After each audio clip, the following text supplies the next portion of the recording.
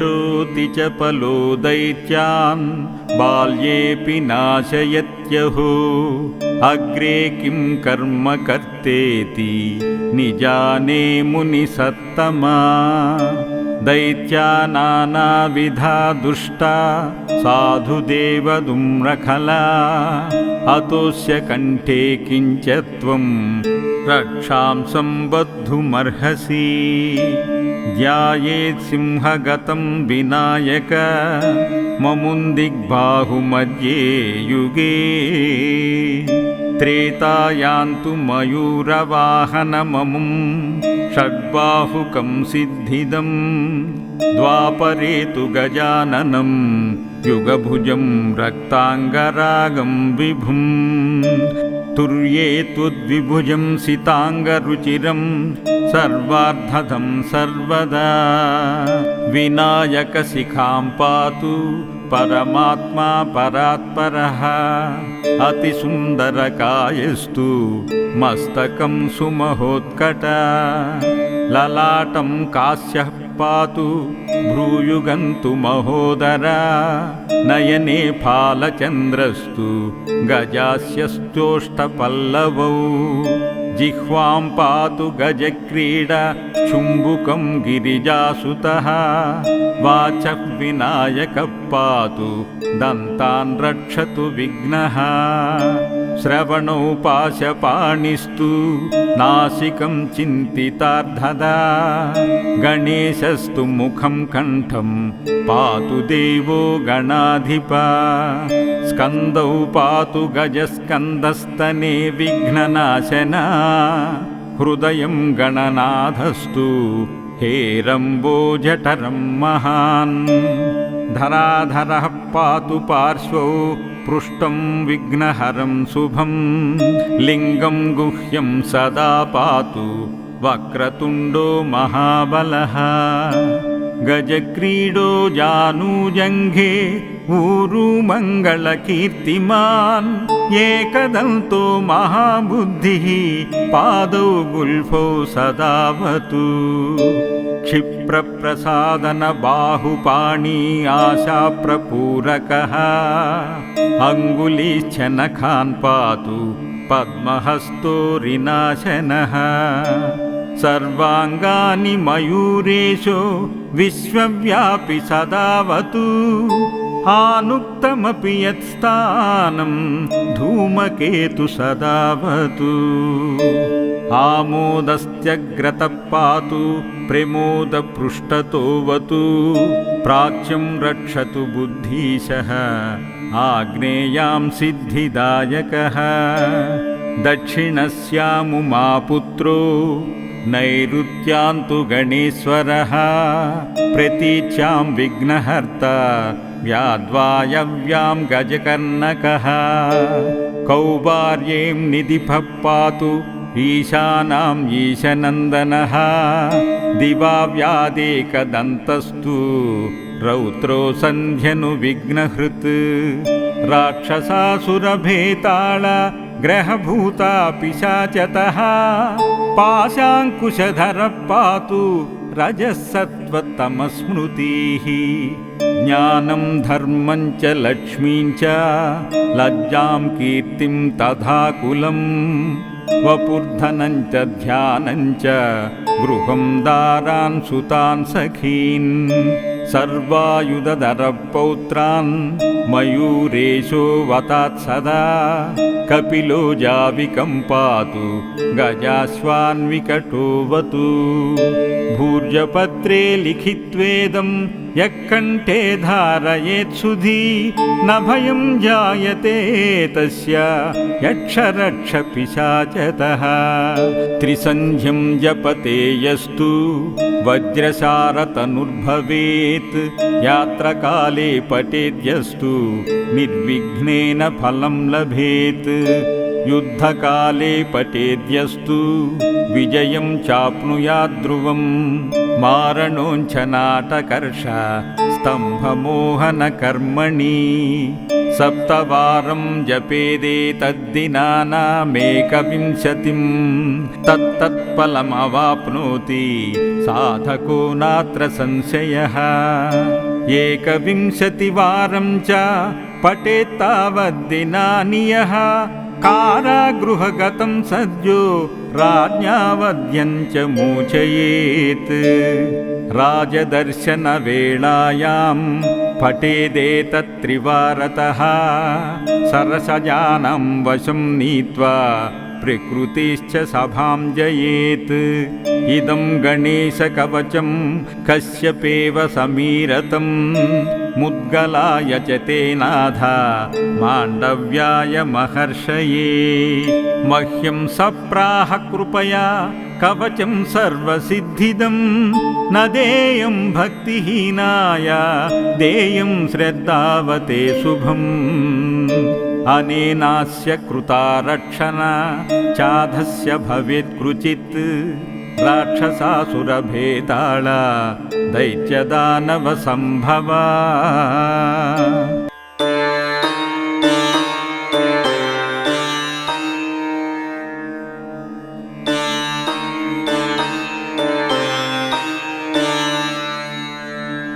येषोऽति च पलो दैत्यान् बाल्येऽपि नाशयत्यहो अग्रे किं कर्म कर्तेति निजाने मुनिसत्तमा दैत्या नानाविधा दुष्टा साधुदेवदुम्रखला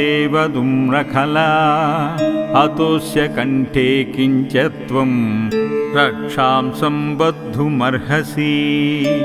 ध्यायेत् सिंहगतं विनायक ममुन्दिग्बाहुमध्ये युगे त्रेतायान्तु मयूरवाहनममुं षड्बाहुकं सिद्धिदं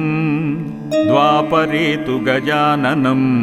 युगभुजं रक्ताङ्गरागं विभुम् तुर्ये त्वद्विभुजं सिताङ्गरुचिरं सर्वार्धदं सर्वदा विनायकशिखां पातु परमात्मा परात्परः अतिसुन्दरकायस्तु मस्तकं सुमहोत्कट ललाटं कास्यः पातु भ्रूयुगन्तु महोदरा नयने फालचन्द्रस्तु गजास्यश्चोष्ठपल्लवौ जिह्वां पातु गजक्रीडा चुम्बुकं गिरिजासुतः वाचः विनायकः पातु दन्तान् रक्षतु विघ्नः श्रवणौ पाशपाणिस्तु नासिकं चिन्तितार्धदा गणेशस्तु मुखं कण्ठं पातु देवो गणाधिपा स्कन्दौ पातु गजस्कन्दस्तने विघ्ननाशना हृदयं गणनाथस्तु हेरम्बोजठरं महान् धराधरः पातु पार्श्वौ पृष्ठं विघ्नहरं शुभं लिङ्गं गुह्यं सदा पातु वक्रतुण्डो महाबलः गजक्रीडो जानुजङ्घे ऊरु मङ्गलकीर्तिमान् एकदन्तो महाबुद्धिः पादौ गुल्फौ सदावतु क्षिप्रप्रसादन बाहुपाणी आशाप्रपूरकः अङ्गुलीश्च नखान् पातु पद्महस्तो ऋनाशनः सर्वाङ्गानि मयूरेशो विश्वव्यापि सदावतु आनुक्तमपि यत्स्थानं धूमकेतु सदावतु आमोदस्त्यग्रतः पातु प्रमोदपृष्ठतोऽवतु प्राच्यं रक्षतु बुद्धीशः आग्नेयां सिद्धिदायकः दक्षिणस्यामुमापुत्रो नैऋत्यान्तु गणेश्वरः प्रतीच्यां विघ्नहर्ता व्याद्वायव्यां गजकर्णकः कौबार्यें निधिपः पातु ईशानां ईशनन्दनः दिवाव्यादेकदन्तस्तु रौद्रो सन्ध्यनुविघ्नहृत् राक्षसासुरभेताळ ग्रहभूता पिशाचतः पाशाङ्कुशधरः पातु रजः सत्त्वतमस्मृतिः ज्ञानं धर्मं च लक्ष्मीं च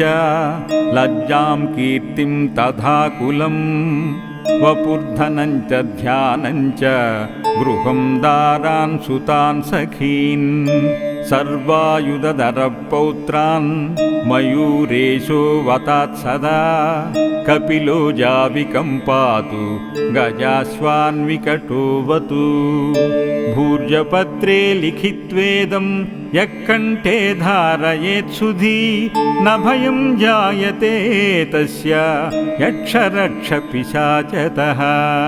त्रिसन्ध्यं जपते यस्तु वज्रसारतनुर्भवेत् यात्रकाले पठेद्यस्तु निर्विघ्नेन फलं लभेत् युद्धकाले पठेद्यस्तु विजयं चाप्नुयाद्ध्रुवम् मारणोञ्च नाटकर्ष स्तम्भमोहनकर्मणि सप्तवारं जपेदेतद्दिनानामेकविंशतिं तत्तत्फलमवाप्नोति साधको नात्र संशयः एकविंशतिवारं च पठेत्तावद्दिनानि यः कारागृहगतं सद्यो राज्ञावध्यं च मोचयेत् राजदर्शनवेलायां पठेदेतत्त्रिवारतः सरसजानं वशं नीत्वा प्रकृतिश्च सभां जयेत् इदं गणेशकवचं कश्यपेव समीरतं मुद्गलाय च तेनाथ माण्डव्याय महर्षये मह्यं सप्राह कृपया कवचं सर्वसिद्धिदं न देयं भक्तिहीनाय देयं श्रद्धावते शुभम् अनेनास्य कृता रक्षणा चाधस्य भवेत् क्रुचित्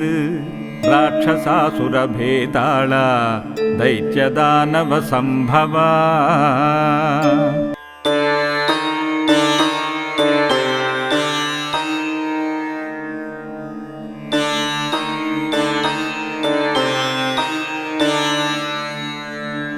येषोऽति च पलो दैत्यान्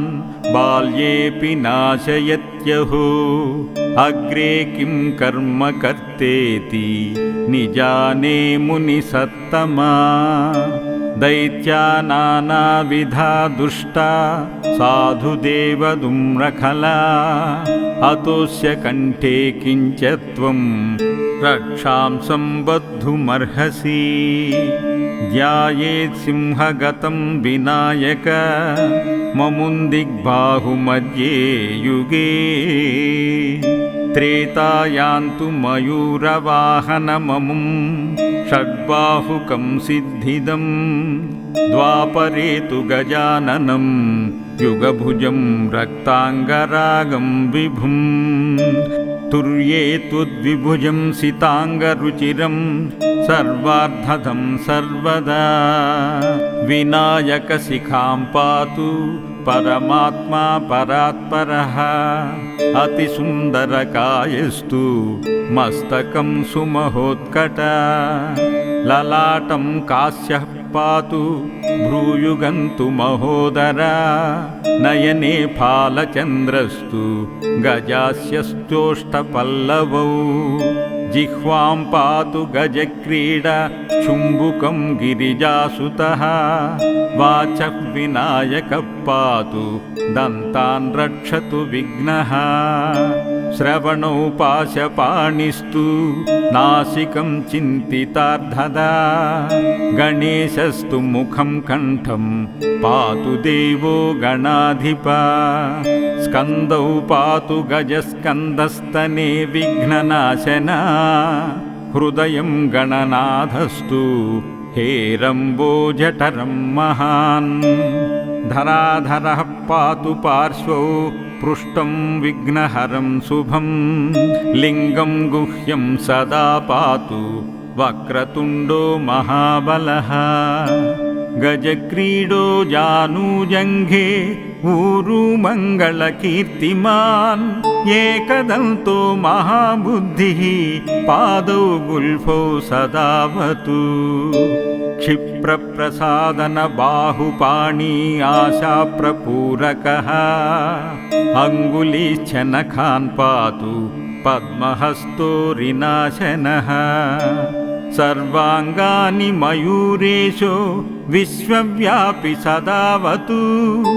आनुक्तमपि यत्स्थानं धूमकेतु सदावतु आमोदस्त्यग्रतः पातु प्रमोदपृष्ठतोऽवतु प्राच्यं रक्षतु बुद्धीशः आग्नेयां सिद्धिदायकः दक्षिणस्यामुमापुत्रो नैऋत्यान्तु गणेश्वरः प्रतीच्यां विघ्नहर्ता व्याद्वायव्यां गजकर्णकः कौबार्यें निधिपः पातु ईशानां ईशनन्दनः दिवा व्यादेकदन्तस्तु रौद्रो सन्ध्यनु विघ्नहृत् राक्षसासुरभेताळ ग्रहभूता पिशाचतः पाशाङ्कुशधरः पातु रजःसत्त्वतमस्मृतिः ज्ञानं धर्मं च लक्ष्मीं च लज्जां कीर्तिं तथा कुलं वपुर्धनं च ध्यानं च गृहं दारान् सुतान् सखीन् सर्वायुधधरपौत्रान् मयूरेशो वतात् सदा कपिलो जाविकं पातु गजाश्वान्विकटोऽवतु भूर्जपत्रे लिखित्वेदं यः कण्ठे धारयेत्सुधी न भयं जायते तस्य यक्षरक्षपिशाचतः त्रिसन्ध्यं जपते यस्तु वज्रसारतनुर्भवेत् यात्रकाले पठेद्यस्तु निर्विघ्नेन फलं लभेत् युद्धकाले पठेद्यस्तु विजयं चाप्नुयाद्ध्रुवं मारणोञ्च नाटकर्ष स्तम्भमोहनकर्मणि सप्तवारं जपेदेतद्दिनानामेकविंशतिं तत्तत्फलमवाप्नोति साधको नात्र संशयः एकविंशतिवारं च पठेत्तावद्दिनानि यः कारागृहगतं सद्यो राज्ञावध्यं च मोचयेत् राजदर्शनवेलायां पठेदेतत्त्रिवारतः सरसजानं वशं नीत्वा प्रकृतिश्च सभां जयेत् इदं गणेशकवचं कश्यपेव समीरतं मुद्गलाय च तेनाथ माण्डव्याय महर्षये मह्यं सप्राह कृपया कवचं सर्वसिद्धिदं न देयं भक्तिहीनाय देयं श्रद्धावते शुभम् अनेनास्य कृता रक्षणा चाधस्य भवेत् क्वचित् राक्षसासुरभेताళ दैत्यदानवसम्भवा।